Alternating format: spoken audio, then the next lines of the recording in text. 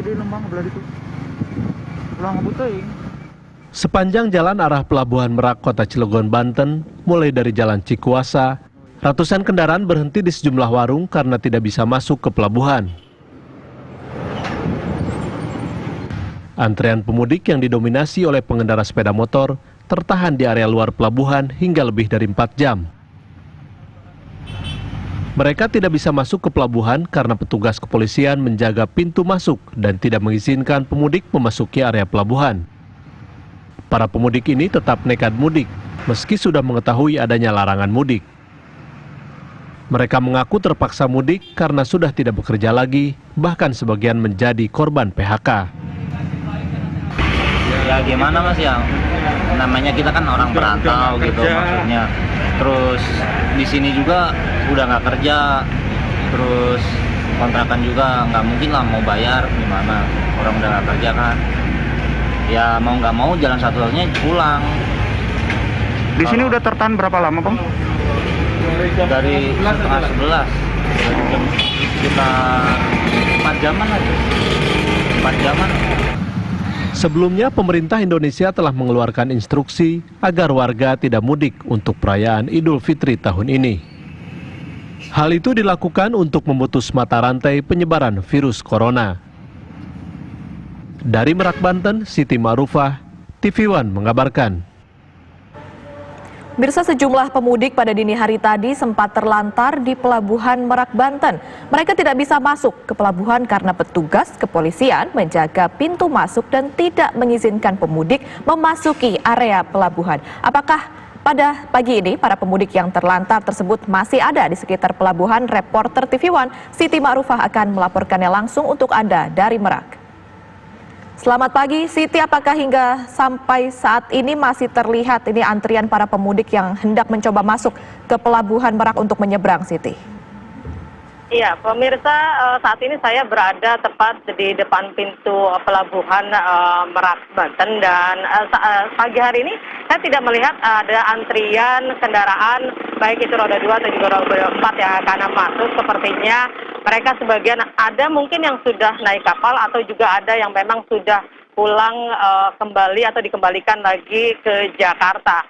Dan tapi pagi hari ini juga masih ada beberapa kendaraan yang mencoba untuk melintas atau juga mudik, dan tadi juga ada terlihat satu kendaraan roda 2 yang ditahan dan tapi memang melampirkan dokumen sehingga diizinkan untuk masuk, tetapi juga ada beberapa kendaraan roda 4 yang berusaha peruntungan untuk mungkin bisa masuk ke dalam pelabuhan, tetapi ketatnya screening terakhir yang dilakukan di depan pintu Pelabuhan Merak ini membuat mereka harus memutar balik. Bukan cuma kendaraan roda 4 dan roda 2, tadi juga saja saat saya berdiri di sini ada satu bus yang mencoba mungkin akan balik ke Jakarta atau mungkin akan berada di sini, tetapi tadi oleh petugas diminta untuk memutar balik juga. Siti, apakah kemudian kriteria yang harus dimiliki untuk mereka yang diperbolehkan untuk bisa menyeberang di Pelabuhan Merak, Banten? Karena informasinya ada yang memiliki KTP Lampung ini masih boleh menyeberang, ada yang memiliki kepentingan pekerjaan ini masih boleh menyeberang. Nah, kriterianya ini apa saja sebetulnya, Siti? Ya, kriteria untuk bisa memasuki yang pertama adalah memang logistik, kendaraan dinas, dan juga yang beraktivitas atau juga punya pekerjaan antara Lampung dan juga wilayah Banten ini. Dan selain itu memang petugas terus melakukan screening, tapi kalau kendaraan dilihat dari Jakarta dan plat B atau juga dari zona merah dan tidak ada kepentingan apapun, biasanya petugas langsung meminta untuk memutar balikan. Sementara untuk yang memang ada keperluan-keperluan lain sesuai dengan pekerjaan, biasanya petugas mengizinkan, tapi itu pun juga dengan perkecualian bahwa dia memang benar-benar bekerja, atau kalau toh juga pulang dia tidak akan kembali lagi ke tempat ke wilayah Jawa ini. Ini kan informasinya pada dini hari ini antriannya semakin panjang begitu ya, mereka yang hendak menyeberang di Pelabuhan Merak, Banten ini. Nah, untuk tim ataupun petugas yang ada di sana, apakah ada mungkin beberapa kendaraan yang otomatis langsung akan diputar balikan, misalkan untuk mobil elep atau mobil bus yang membawa penumpang, atau ini akan diperiksa satu persatu karena ini kan cukup banyak sekali sebetulnya antriannya?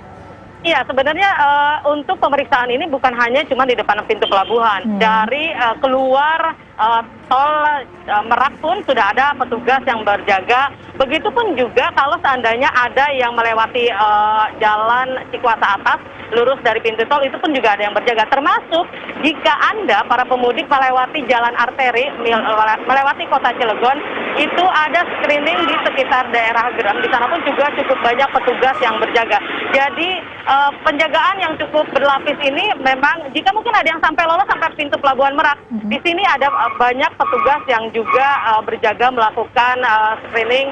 Selain itu juga di dalam masih ada juga petugas yang berjaga. Jadi memang penjagaan juga sangat ketat sehingga para pemudik yang akan mudik memang tidak bisa dan selalu diminta untuk memutar balik.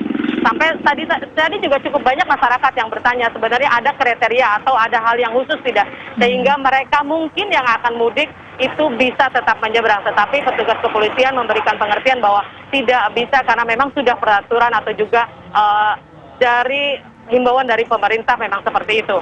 Iya, Siti, sampai sekarang ada tidak ini para pemudik yang mungkin sudah ditemukan ingin mengelabui petugas supaya mereka dapat menyeberang, misalnya mereka naik ke mobil bak kemudian ditutupi terpal tapi akhirnya ketahuan ketika pemeriksaan, ini ada tidak ditemukan hal-hal seperti ini, Siti? Sampai sejauh ini karena memang untuk wilayah Merak ini dari semenjak hari pertama sampai hari ke-6 pelarangan mudik ini cukup padat. Sepertinya petugas lebih konsen kepada kendaraan pribadi dan juga kendaraan roda 2 untuk pemeriksaan kepada angkutan logistik ataupun juga konsum sembako itu tidak lebih intens. Maksudnya tidak ada pemeriksaan sama sekali, jadi masih belum diketemukan apakah ada yang mencoba mengelabui petugas melalui numpang melalui truk-truk yang mengangkut logistik atau sembako. Iya, baik. Ya. Ini artinya harus ada catatan khusus mungkin ya untuk petugas yang berjaga di sana supaya bisa memeriksa juga untuk mobil pengangkut barang. Nah, Siti, pertanyaan terakhir, untuk trennya sendiri apakah ini cenderung meningkat atau menurun? Ini dari hari pertama ketika dilarang dioperasikannya pelabuhan Merak ini. Nah, untuk yang menyeberang ataupun yang hendak melakukan perjalanan mudik dari pelabuhan Merak Banten ini, Siti. Ya, jika hari pertama memang cukup banyak, hari kedua agak sedikit menurun, tetapi hari ketiga intensitasnya masih tetap sama dan rata-rata pemudik seperti kebiasaan pemudik pada umumnya setiap tahun, mereka memang berangkat atau juga tiba di pelabuhan sekitar pukul 11 malam hingga dini hari dan seperti itu.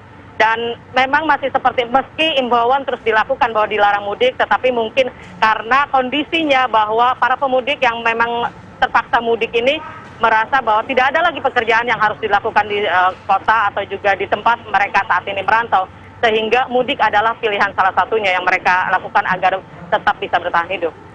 Baik, terima kasih banyak informasinya Siti Ma'rufah dari Pelabuhan Merak Banten. Kita